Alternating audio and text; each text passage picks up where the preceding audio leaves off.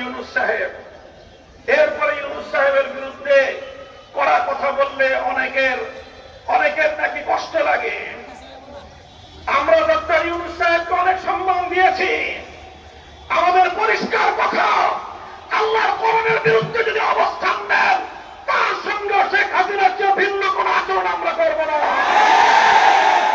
আমরা পরিষ্কার আলটিমেটাম ঘোষণা করেছি, আগামী 3 তারিখের পূর্বে বিতর্কিত নারী কমিশনের প্রস্তাবনা প্রত্যাখ্যান করে, প্রত্যাহার করে এই কমিশন যদি বাতিল না করা হয়, সোহরাওয়ার্দী উদ্যান থেকে পরবর্তী কর্মসূচি ঘোষণা করতে বাধ্য হবে।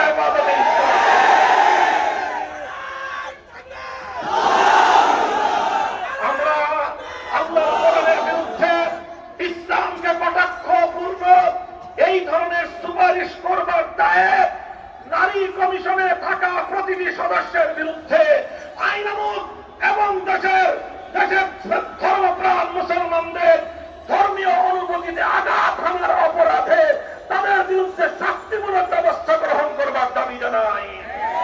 আগামী 3 তারিখের মহাসমাবেশ জনসমুদ্রে পরিণত হবে তো ইনশাআল্লাহ।